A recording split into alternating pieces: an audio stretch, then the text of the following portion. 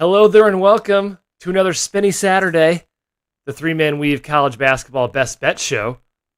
The boys are back. Jim and Matt are with me, but Jim and Kai are wearing spinny hats. Matthew is not. He's on a train. He's heading for a wedding in St. Louis.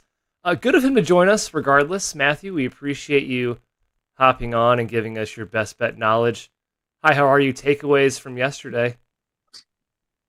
Yeah, plenty of takeaways. Very heavy Friday slate. Today's episode sponsored by Amtrak, by the way, and the lovely conductors giving me this space. Um, but I guess the main takeaway from last night, some very poor late game coaching management. Like 4 or 5 games where we're still doing the same foul, like shot selection, poor foul timing, not executing. We'll get to those. We'll get to some of those teams today who had to finish this week, but really maddening, very maddening stuff. Hi, Jim. Hey, Kai. Yeah, I didn't have as much late game frustration as Matt, I guess. But how about the Big Ten? Massive home wins for Purdue and Wisconsin, taking down top 10 teams. Maryland, not so much. How about Marquette? Some putting on for the Big East. The top half continues to separate itself from the bottom half in that league, Kai. That's really it. Really, it was nice to have some headliner games. I wish they weren't on Peacock, but was able to at least watch them. Excited for more today. I don't pay for Peacock, Jim, so I didn't watch it. That was my same takeaway, though. The Big Ten, congrats. Michigan as well. I was on TCU. That was a little bit sad. But yes, the mighty A-school visitors of Arizona and Alabama could not pull it off against the Big Ten home. How about that? College basketball is competitive this year. We love it. Hey, I was impressed by Arizona's comeback a little bit. Were you? Like, I thought they kind of roll over a little bit. They fought back, and Tommy Lloyd. We'll see how he responds. They lost by 15. I wouldn't say. I mean, they got close-ish, but then yeah, Matt, we're going to struggle with Matt all episode. I think. Yes, we're going to do what we can. Matt's connection is going to be brutal. Okay, first game. Here we go. Wake Forest, Xavier. This is the game of the day. The slate's not awesome, I will say, if I'm just being honest, Jim. This game has steamed so far. The line heading towards Xavier, open around 5.5, I believe. Now up to 7.5 in favor of the Muskies. Omaha Blue, Jim, is out for Wake Forest. Do you care that much? Wake hasn't looked that impressive against bad competition, but they beat Michigan. What do you think? Yeah, this is kind of tough to figure. I'm surprised that it's gone up as much because I wouldn't say Xavier has looked all that good either. They did blow out Jackson State. Kai, we're going to have framing issues with Matt leaving the Zoom with his connection. Excellent. But folks, you're still getting the audio, so you get to have that. I don't really understand the rise. I don't think Billy is that important. I've liked what he's done off the bench, but look, he's a 5-3 guy. I don't think he should be moving the line 2.5 points. So it seems people are just generally higher on Xavier, lower on Wake Forest. Wake got that win over Michigan. At least it was on a neutral court, the semi-neutral in Charlotte. I would number-wise be on Wake Forest here at 7.5. Had it opened there, I probably would have taken it.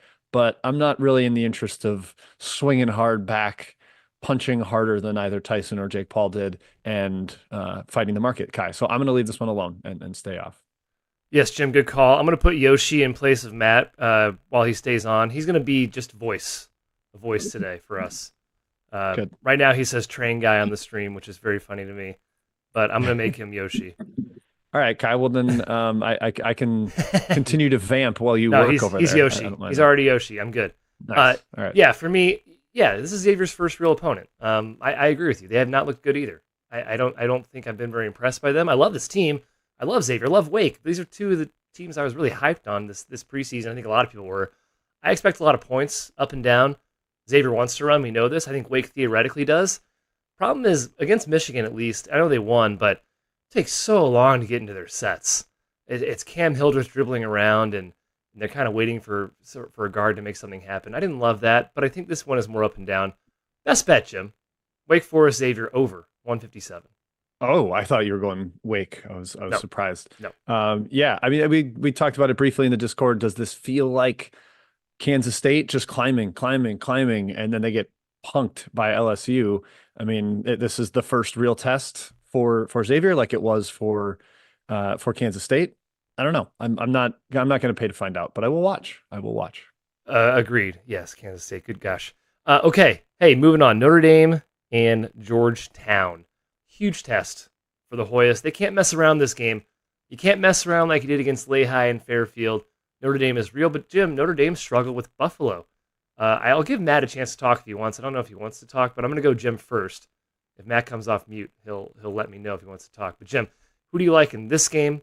Thomas Sorber looked really good against his two bad competition opponents. Yeah, I think that matters, but I will say Lehigh might have one of the worst front courts in the entire country. Their only competent front court player was not in the game, so Sorber was able to eat there. Gut is just like, Jim, you gotta take Shrewsbury against this maybe very leaky Georgetown defense. However, I respect Ed Cooley as an underdog. He has been fantastic in that spot his entire career. I think he's a little better as an away dog when he's getting more value and just getting a bigger spread. But even as a home dog here, I'm not gonna dive in, Kai. As much as I want to back Notre Dame, my number can't get there, and there's no reason for me to force it. Even though I do love Notre Dame. Yes, apologies again. Once again, we are two-man framed. Matthew is making the show very easy for us. Nice of him to tell us he was going to a wedding yesterday. So yes, I agree that Sorber, he's not going to dominate the offensive glass as he did against Lehigh and Fairfield. Notre Dame is a really good defensive rebounding team with NJI, an excellent team rebounding team. They rebound well as a squad together. Guard battle, I think, advantage Notre Dame. Burton Shrewsbury over Mack and Epps. I'm not concerned about the NBA Arena home court. So I lean towards the Irish in this one. It's not strong, though. I make the game about where it is, about -2.5, -3. Yep. All right, Jim. We're moving on to South Carolina, Indiana. We are not in frame right now. I'm giving Matt a chance to come back. If he doesn't come back soon, maybe I'll mess with it, but it is very hard to do on the fly. So South Carolina, Indiana, this is IU's first real test. South Carolina lost to a really good North Florida squad, apparently, but then they dismantled Towson. Your thoughts on Indiana, South Carolina? I feel like hell is freezing over, Kai, because Indiana has an advantage at guard. What's happening? This never happens. Last year with XJ and even the year prior, it felt like they were always getting outclassed in the backcourt. And Miles Rice is the best guard on the floor. I don't think having to go get Jamari Thomas was a great move for South Carolina. I know their backs were against the wall and they needed just a body in the backcourt, but I don't think that's the answer. I don't mind the matchup for Colin Murray-Boyles up front. You've got Pringle to throw at Ballo, so I don't think Ballo's going to be the one on Murray-Boyles. And if he goes at Renaud, that could be concerning for Indiana. I looked at it last year, Kai. Since the start of February, here are Renaud's foul counts. 5, 4, 5, 5, 4, 4, 5, 4, 3, 2, 4, 5. So that guy is very prone to foul trouble, especially against quality competition. Murray-Boyles is going to go at him. I assume that will be part of the Lamont Paris plan. You know, the South Carolina style hasn't worked as well as last year, and muck it up, be the kind of zig against the SEC speed zag, and it's early. But I do kind of think Paris as an underdog has some juice to it. I don't really want to lay points with IU, even at a nice home advantage here. They're going to be a great crowd, I would assume. Although maybe they're paying attention to football. The Hoosiers fans are locked in on Signetti. But Kai, I would lean towards South Carolina here. And just generally from a plan for Paris, I would imagine he'll try to slow it down. So lean towards the under as well. Yeah, it just what kind of screams to me is I think Indiana has a real edge with their size on Murray-Boyles. Your discussion about the foul count is real. Indiana can throw. They just have multiple big guys. They don't just have Renew, right? I think they can throw multiple guys on him in different situations. Now, CMB is awesome, Murray-Boyles. I don't think they're going to shut him down, but I think if they take him away a bit, I don't think South Carolina has anybody else, really. Jamari Thomas, a good player. I don't think he's like game takeover type of player, especially this year's. He is not. And this year's IU guards are much better. Miles Rice, a clear upgrade over Xavier Johnson. Shooting is still a major concern for both teams. I kind of agree with the under lean there, Jim. I think it'd be a very ugly game, a battle, if you will, a war. I do lean the Hoosiers, but I'm not laying this many points with the Hoosiers. No, thank you. Not interested. All right, we got a great one. Where is this game? Liberty FAU. This one's at Charleston, Kai. It's part of the Field of 68 Invitational. Yeah. Indeed. I love both these teams. Just starting off. I absolutely love them. I hope to back them several times. I backed Liberty already. I have not gotten a chance to really back FAU as much as I did against Indiana State. But FAU, notably, coming off a 2 overtime war with Charleston, Jim, they just played 93 possessions. That's tough on a back-to-back against a really good team with Liberty.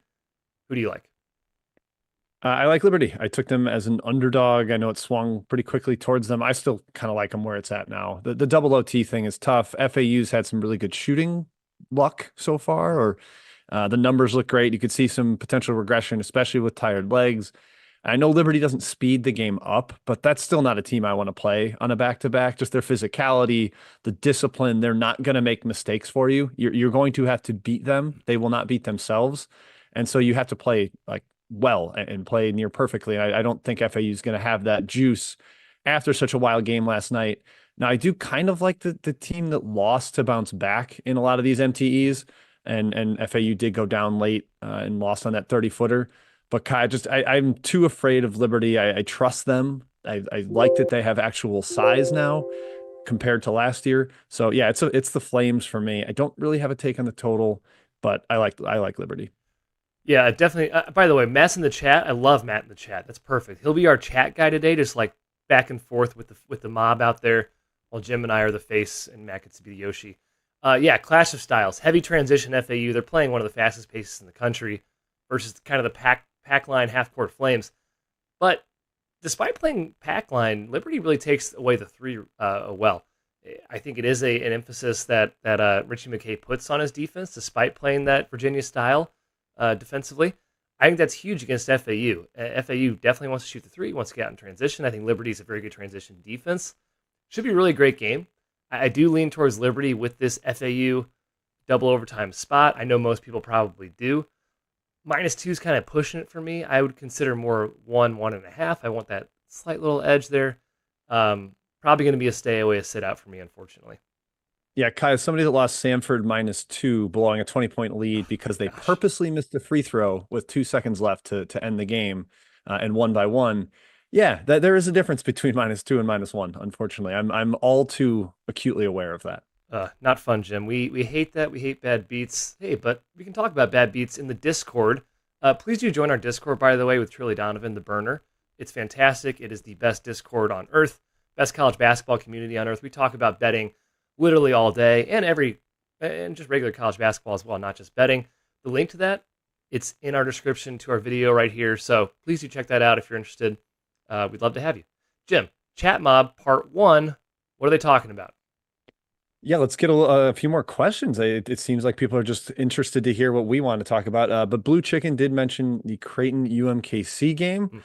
Kai, he liked the under, I believe, and I agree with that. No, he said over. Interesting. Okay, I like the under. I think UMKC, Kansas City, the Ruse is going to try to muck it up. They're really slow offensively. They have been the last 2 years. They're probably going to play that giant killer model of slow it down, try to launch some threes. Creighton's defense at the rim is terrific, so they're you are a little dependent on whether shots go in. But I took the under. I think the fact that Kansas City can't score inside, and they're pretty athletic for a Summit team. They're like the exception to that conference's rule. I think that game's going to be a little more of a slog. So I like the under. I'm sorry, Blue Chicken. Actually, I lean towards the under as well, Jim. Hey, get on board. I love to hear that, Kai. Kai from Andy Baseball. Hofstra versus UMass. Thoughts there? Hofstra coming off their big win over Seton Hall. UMass fans are not pleased with UMass this year, and I kind of get why. They lost to Louisiana Tech in New Jersey. I just don't think they've looked all that great. So what do you think here? UMass is a team that I always underrate. I think UMass looked kind of good this year, to be honest. Like, La Tech's really good. You hung with West Virginia on the road. You smoked New Hampshire. I know New Hampshire's not anything, but I think Hofstra is really good once again. I think Speedy Claxton has something going on that program. It's a great program regardless, but to beat Iona by 14, to beat Seton Hall, it seems like they really haven't fallen off at all, despite losing some really talented players. I'd be wary to lay 6 against them. Next up, we've got East Carolina and George Mason from Helms, and Maddie Chat is talking about how Tony Skinn sounds a little dejected, particularly at point guard. He started freshman Justin Begg in the second half over KD Johnson and over the Iona transfer Quigley. I think that's who it is. Not great, but Begg is kind of electric, and he could be a problem. George Mason's taking a little bit of money, Kai, I think from 1 up to 3. I like Mason. I think they kind of gagged away that game against Central Michigan, and I still think there's a lot of talent there. And I trust Skin. I think he'll get it sorted out. I'm not a huge East Carolina fan either this year. This is one of those games, Jim, where I made a number. I probably made the number right where it is, and then I forgot about it. And I come back today and I look at it, and I'm like, why am I not on George Mason? Because gut-wise, I don't think East Carolina is very good. I think this George Mason team is really, really good. I know they lost Central Michigan, but I think they have a lot going for them. I lean their way as well at -2. Hey, let's go Patriots. Kai, I might end up adding that. I got to look at it a little bit closer. Mm-hmm. Kai from Job Gunderson, Bradley, NIU. We are both bad at betting Illinois schools, so why not discuss them? Let's get into that. I don't know. I lean Bradley, but it's an awfully big spread, so I did not bet anything in this game. Huge spread. I think Bradley's really good. I don't think much of NIU, but 18.5, no thanks. I'm not touching that with a 60-foot pole. Yeah. Wow. What about a 70-foot pole? Not even a 70-foot pole, Jim. It has to be at least 120 feet. Okay, that's where he draws the line, Yep, folks. You give him line. a 120-foot pole, he might poke this one. Mm-hmm. From Ben Hillman, James Madison and Towson. JMU, not a great outing against somewhat local rival Norfolk State. They got smacked around a little bit. Towson, ton of continuity, really physical team. This was a coin flip for me, Kai. I like both teams a lot. I actually kind of think both win their league regular season, despite how good Arkansas State has looked. What do you think? Toss up for me as well. Hey, former league rivals with James Madison used to be formerly in the CAA with Towson. Yeah, complete stay away from me as well. I kind of lean a little bit towards James Madison. I think Preston Spradlin is awesome. They're their coach. I think Scary's great as well, but Spradlin's got that kind of like dog mojo. I'll say that magic mojo that makes him better as a dog. I lean towards James Madison. From Pat Taylor, Rice, Northwestern State. He said he liked 8. I'm not sure which side he means. He didn't say whether he liked -8 or +8. He's a mystery man. But Kai, I'm not a huge fan of Northwestern State this year. I know they've actually looked somewhat competent. We discussed that a little bit in our internal chat. But I just think Rice kind of clears them on talent, and I would trust the Owls to win by -8. It's 10. Shocking how Northwestern State has looked even competent. They've gotten up on both Oklahoma and Texas Tech. They were never up on Texas Tech, but they did hang around the entire game. I think they covered as well. It doesn't make sense. Look at what the other two teams have done against Texas Tech, and then you're really impressed by Northwestern State.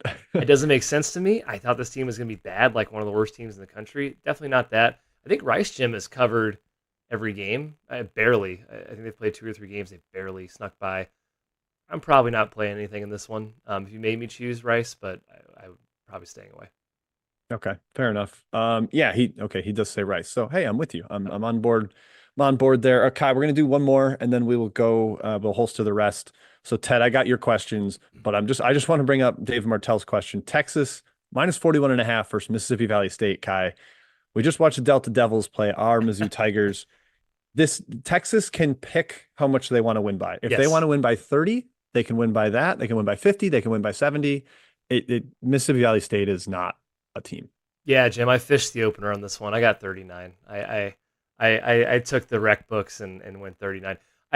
Mississippi Valley State is the worst team I've ever seen play basketball at the Division I level. They are horrible. I don't think any player should be on a Division I roster, from what I saw. I don't know how they covered against Iowa State, like the ultimate destroyer of bad teams. Maybe Otzelberger just got cold feet or something. Yeah. But yeah, I mean, Mizzou won by 77 or something like that. And you don't often see a gap in points per possession of over 1. It was like 1.6 to 0.57. It was gruesome for Mississippi Valley State, and Texas can probably do the same. They've got enough depth to not completely wear down. So, all right, Kai, that is it. Like I said, Ted, I've got your questions. Anybody else, throw them in the chat. We'll add them, or we'll hit them in the second portion. Jim, Mizzou moved up 10 spots in KenPom after the Mississippi Valley State win. Correct or not correct? That is a fake 10 spots. That's what I'll say. Yeah, our poor Tigers. All right, let's get started with the second half of the rundown. Here we go. Colorado State, Ole Miss. This one is in Mississippi. I think South Haven is the city, but it's not at Ole Miss. Matthew Morrell status. He missed last game for the Rebels. One of their better players, very good guard. Ole Miss snuck by Grambling, Jim.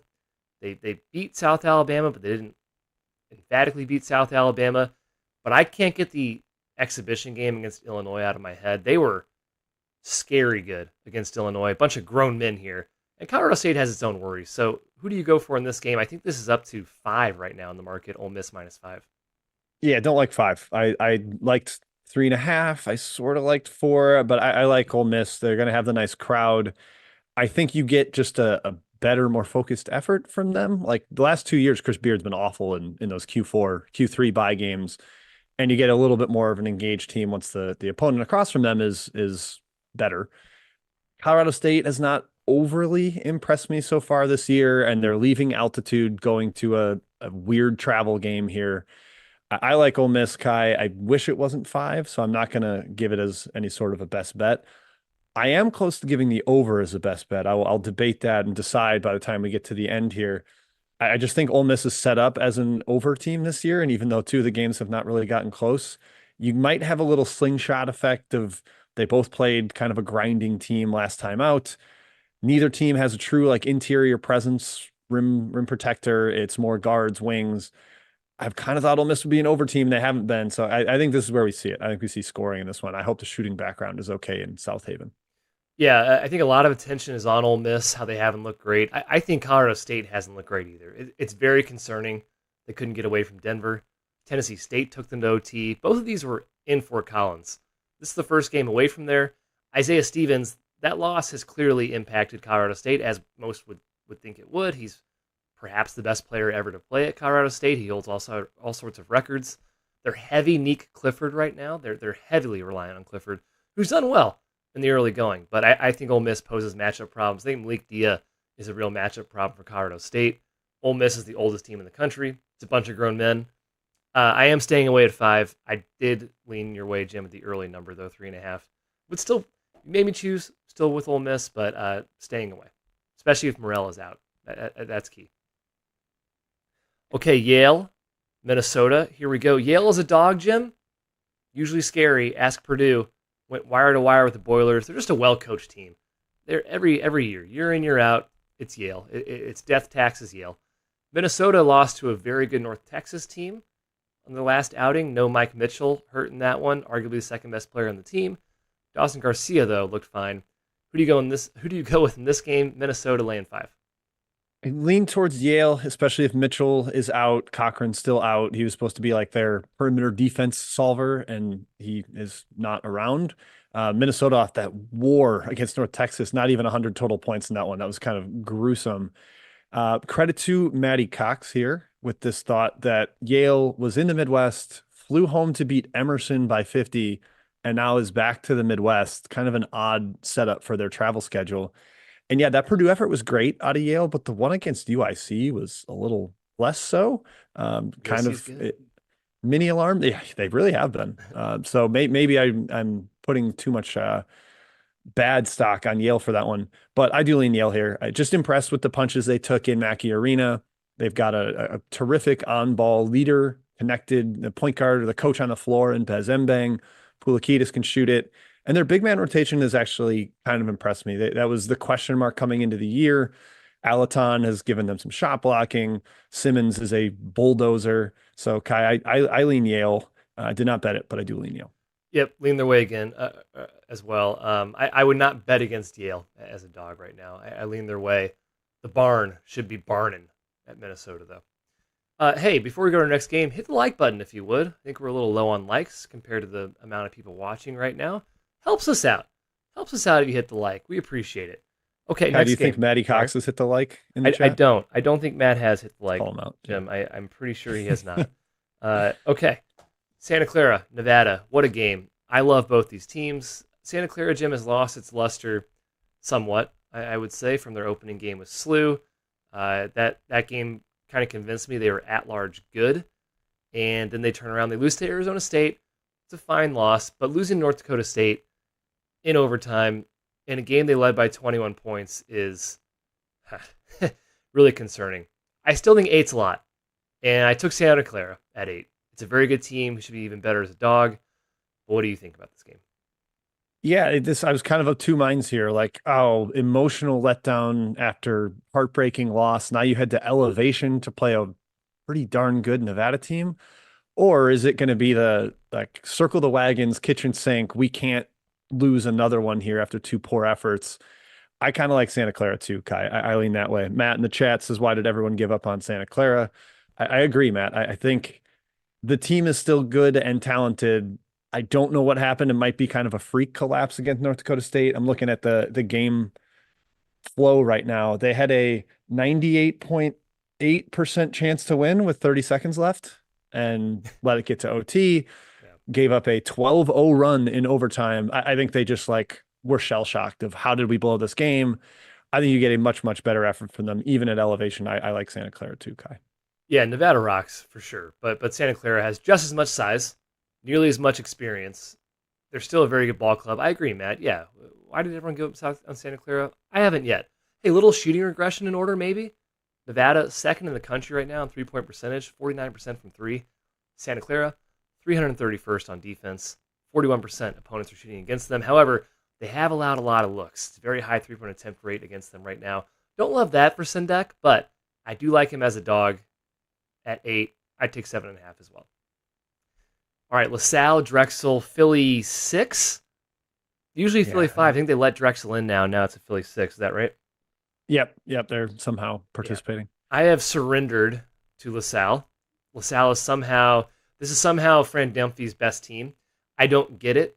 They just lost two cornerstones of the program in the guards, and Brickus and the other guy's name, Brantley, that escapes me. McKeithen has been insane, but Drexel's also been better than I thought too. Who do you like, Jim, in the Philly game here? The line is shot up towards LaSalle 3 right now. Yeah, I've been down on Drexel, but I lost against them in Colgate, although Colgate could not make a 3. I think that was a misleading final score. And then I barely squeaked out a win with Temple, probably undeserved in that Philly game. But I still remain a little bit lower on Drexel. They lost Garfield Turner for the year, who's going to be their best big guy. I think that has to catch up with them at some point. And I like this LaSalle team, Kai. I think the guards they brought in are maybe a little winning focused than Mr. Brickus and Mr. Brantley were. I think those guys might have had a little bit of stats on their mind. And I like Jaleel White from Temple, another guy from Philly, really good wing defender. I think you can throw him at whoever gets hot for Drexel. I bet LaSalle, Kai, and I think I still would at -3. So I'm ready to go exploring once again. I like it, Jim. I lean your way. Thank you, W, in the chat. It's the City 6 now instead of the Big 5. So they've included Drexel. Very nice of them to include Drexel. You can't bully Drexel. I will say that. That's what makes Drexel kind of a tough, annoying dog to play against. They still take the air out of the ball. They're going to play a really slow game offensively. But they're still really an experienced team. And like you said, I like LaSalle as well. Yeah, Matthew Cox, our third member, the guy wearing the Yoshi suit, says LaSalle backcourt way better than Drexel. I do agree with that. It's a stay away from me. I lean towards LaSalle at 3, though. The city of brotherly 6. That's what it is. A little too close to something else. Okay. Oh. Chatma, part 2. It's the morning. Here we go. Jim, what do you got for us rounded up for our last Chatma before best bets? 2 questions from Ted earlier, Kai. First is Wagner and Seton Hall. Oof. Tell you what, I made this spread higher than it is, but I am not backing Seton Hall as a favorite against muck it up Wagner. Yep. I was surprised to see this total get bet up from 120 to 122.5. I lean the under, Kai. I think this is the rock fight that everybody thinks it's going to be, like 57-52 type of muck fest. Yep. I think I made the total exactly where it was, so I didn't have an edge. But yeah, I'd be surprised if this game gets to 100 points. It's going to be exactly what you think it's going to be. And I don't see Seton Hall, from what we've seen so far, being able to extend in that type of game. Yeah, I hate to do this, Kai, but it's like the Virginia Nova game, which was every part of that game should have been the under. Just a freak BS Neptune not quitting on a game that they had no chance of winning, and that goes over barely. But I think that's what we'll see here. Fire him now. Get him out of the Philly Sexy 6 or whatever they call it. Kai, his other question: Richmond at I wrote down Bucknell. Thank you. I wrote down Spencer and Ted S. I wrote down Richmond at Spencer. I'm an idiot. I took Richmond at 2. Yep. It's up to 4. I would not do it here. I think Richmond might be bad this year, so I'm taking a risk.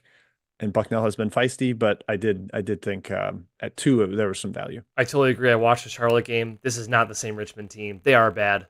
But 2 at Bucknell, give me a break. I took 2 in a heartbeat. 4, no thanks. No thanks. Okay, fair. Helms 22 asks, is Vandy laying too many points at 27? Man, I kind of don't think so. I think it's an okay spread. They're really good. They play fast. They have a ton of depth and they can score. That's kind of everything you want in a big favorite. And Jackson State's been bad. Deshaun Ruffin hasn't played, supposed to be their star at point guard. Jackson State's been pounded by a few teams. Houston, I think Xavier even covered against them, and they haven't been that good. I think Vandy wins by 35, Kai. Yeah, my number said Jackson State. I said no, thank you, number. Staying away. Yep. Vanderbilt's really good. Vanderbilt's really good. Yep, they are. Credit to Kyle B. He told us. He tried to tell us, Kai. He tried to tell us. Next up, from Scott Schaefer, the Jayhawk man, Oakland coming to Fog Allen Fieldhouse. This is a weird spot for KU off UNC and the Champions Classic. And now you play a zone team that just has been sort of in the area, played at Champaign-Urbana and competed with Illinois for 40 minutes. I don't know, Kai. I feel like it's going to be it'd be tough to extract a home run effort from Kansas coming off the two games that they are. I sort of think Oakland just hangs around despite clearly being out-talented and outmatched. Yeah, I mean, Greg Campy's a genius. I love what he's doing. He's playing at the fifth lowest tempo right now offensively in the country. He knows exactly what his team is currently. He knows they need some reps to get to the level that we expect Oakland to be at. Man, part of me says they hang, but Jim, I've been burned so many times by Oakland getting absolutely blasted because of their zone, because of their defensive rebounding ability, and I feel like Kansas could, Hunter Dickinson especially, could kind of womp them. So I am staying fully away in this game. Yeah, there. I did not actually take anything either. That's just my gut sense of it. Of maybe it's Oakland, and Kansas hasn't always been amazing at blowing out that Q3 Q4 competition, especially in that spot. I'd be a little scared. From Andy Baseball, big one in the Norfolk area, Norfolk State at Hampton. Kai, I did take Norfolk State here at 2.5. I'm trying to find what it is up to now. It is 3.5, Yep. 3 some places. I would consider it at 3. I would not take the 3.5. This is, like I said, a big rivalry game, but I think Hampton is bad, and I think Norfolk State is good, Kai. Yeah, even though Hampton just competed with Providence, I also took the 2.5, Jim. I'd still take the 3 with Norfolk State. I think they're a really good team this year. That I think the Providence one says a little more about Providence. I agree. That's what I'll say. Yes. And speaking of Kai, how about this? The next question on the outline or from the chat from Stephen Ryan. The Fighting Gottliebs headed to Providence. We had a little mini discussion in our internal chat about this game before we got on air. I ended up talking myself into taking the over because I think Green Bay's defense is horrific. But Providence is a really tough over team because they can't score and nobody can score inside against them. I think they're top 5 in the country in 2-point percentage defense. No easy buckets available there, but Green Bay can shoot. They play fast. They can't defend. What do you think? Yeah, in that chat, Jim, that you referred to, I said, should Providence be laying 15.5 to anybody in the country right now? They have not proven that they can beat teams by margin with Bryce Hopkins out. They snuck by Central Connecticut, who I don't think is that bad, by the way. I think they're a pretty good team. They did beat Stonehill. Stonehill could be the worst team in the country. And they couldn't get away from Hampton. Green Bay, man, I know they got beat by St. Thomas pretty good, but they hung with Oklahoma State and they crushed WIU. I lean their way on the spread for sure. I'm with you on the over, despite the scariness that is Providence's scoring ability. But hopefully Kimmy kind of lets the leash off a little bit and lets them run up and down against a Green Bay team that wants to run and can't defend. Yeah, Providence should get a layup line against this defense. It really should be. From 7-1-2 winners, is there an opportunity to punch back on Seattle at UC San Diego? I kind of say yes, Kai. Up to 6.5. I actually did take a bad number here. I took 5, but I think Seattle is maybe a little better than they've shown. They've played a tough schedule so far. No Kobe Williamson is the concern. Yeah. But UC San Diego, I don't know, Kai. I just think these teams are closer together than what the spread indicates. I don't know what's up with Seattle right now. Yeah, Kobe Williamson, there's like no information on why he has not played. I think he's a pretty important piece for them. I have faded Seattle twice, and it's worked out twice. I think they're 0-3 against the spread right now. I wouldn't mess with this one personally. I think UC San Diego is a really good team. I just think everybody that Seattle's played is better than expected. Eastern Washington, Liberty, Sure. Cal Poly. All three. Like, yeah. I think those teams are all pretty darn good. Fresno Bakersfield. Question from Andy Baseball here. I saw the over got bet up. Bakersfield might actually have shot making this year, which is terrifying. I watched the end of the North Dakota State game, like the last 10 minutes or so, and they were hitting everything. Pull up jumpers, they're bricking in threes off the back of the rim. They actually have a little more offensive skill. And like I said, the over got bet up. I didn't touch this game, Kai, but I actually think Bakersfield's better. And Fresno they're not playing their best player, Aguilar, more than 20 minutes a game. I don't trust Wahlberg. I would lean Bakersfield, but did not touch it. Aguilar, number one usage in the country at 46% through 2 games. Fresno overs have been getting smashed both times. People are very well aware of what style Wahlberg wants to play. It's not a secret. The totals have moved huge both times. They're 1-1 to the over. Yeah, Bakersfield is a lot better than I think than I definitely had them in the preseason. I don't think much of Fresno. I suppose I lean a little bit towards Bakersfield on the side. You're right. They don't take a lot of threes, but heck, they can make them so far this year. Yep. Will Jones asking about Duke first half or Duke Wofford in general. This is an early tip coming up in 25 minutes. I kind of think Duke smashes Kai off the loss. Kind of disappointing in Champions Classic. They didn't shoot it well. Maybe you get some positive shooting regression, and Wofford can't guard anything. So I would be comfortable with Duke, I think. I think Duke is built to destroy teams that can't hang with them athletically or talent-wise. That qualifies for Wofford. Certainly in the past, Coach K team maybe, I would take Wofford at 25, but I wouldn't even think about it right now. I think like a lot of teams today, like Texas, I think Duke can kind of name their number with how much they want to win by.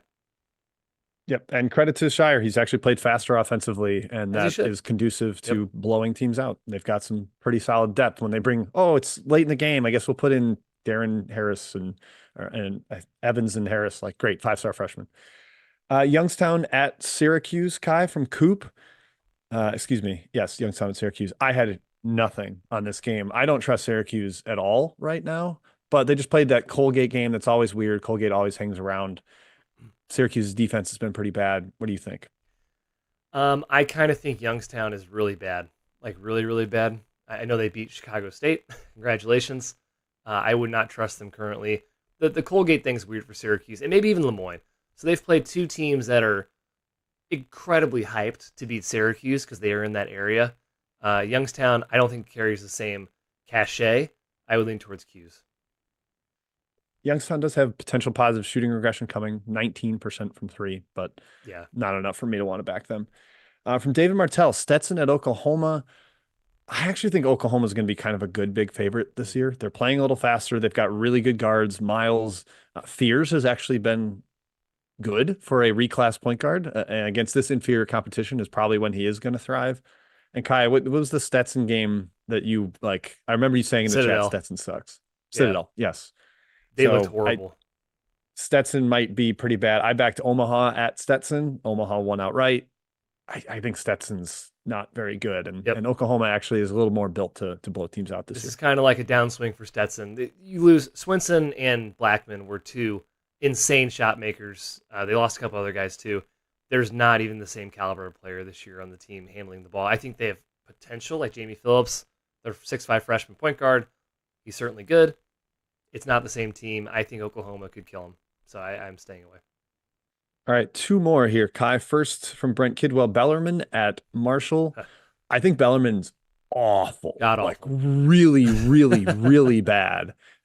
Marshall plays fast. I think Marshall blows him out. I'm not backing Bellarmine the entire season. They really hurt me last year. They were incredibly injured.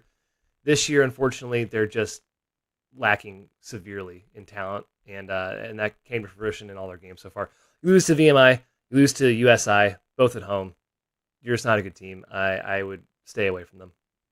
Yeah, the USI one hurt me. They built a 21-point lead with 10 minutes left and lost outright in regulation. Like, come on. They just can't really defend. Last question, Lemoyne versus St. Bonaventure from David.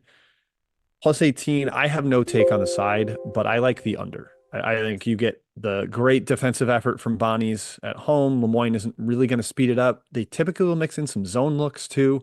I think that slogs the tempo down. I like the under, Kai. I'm on the Dolphins 18, man. Yep. Give me the Dolphins 18. It's a lot of points. I think it's a lot of points. St. Bonnie's, I'm still not a huge believer in this current iteration of their team. It's a completely brand new squad. I don't think it has the same firepower. Hey, I lost the game with CSUN, but I pushed the Canisius game. Canisius is terrible. They were in a war with Florida Gulf Coast. I know it's at home, Lemoyne, a little less travel than your average opponent going to St. Bonaventure, so I took Lemoyne at 18. Kai, can I get you to make your best dolphin noise? Perfect. Not great. That's what the people want to hear. That's what the people want to hear. Okay. I believe that is it. Kai, we got to get some best bets. Hopefully Matt in the chat will give us a best bet. Put his best bet in the chat. That'd be really cool if Matt could do that. Put it in there, Matthew. That's our offer to you. A quick question from Daryl Winningham with the donation. What happened to Bama? Well, didn't really make shots and they got punked in the paint. Yep. Trey Kaufman-Renn was arguably the best player on the floor. CJ Cox, did you see his little outburst? I don't know if you did. He's number 0, right? Yeah, he had one three, and then the next 2 possessions, he was like, well, I'm hot. I'm going to take a 3, and he buried both of them, and immediate Oates timeout. The place exploded. Really impressive. I hate Matt's best bet. That's horrible. But we're going to say it. Matt says East Carolina plus 2.5 against George Mason. No, I hope it wins.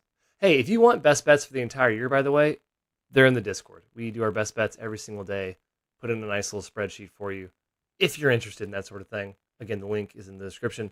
I said a best bet, Jim, earlier. I might pick another one. I might pick a side here, but Wake Forest Xavier over is what I'm going for in this early tip. 157 is the number I said on the show. Oh, it's down to 156. Look at me. Sharp. 156. I'll take it. Okay. I'm going with that Mississippi Colorado State over 141.5. I hope the neutral site doesn't derail it too much, but I think both teams want to run, coming off slower games. Neither team has interior rim protection that's strong. So yeah, I will take that over 141.5. I might have one Discord exclusive. I got to look through the board a little bit more at current prices after the show. Might drop one more in the Discord. So that's the plan for best bets, but that is my show best bet over 141.5 Colorado State, Ole Miss. Love it. That's Jim's. Mine's Wake Xavier over. Matt's ECU, East Carolina plus 2.5. That does it for us. Thank you for joining us on Spinny Saturday.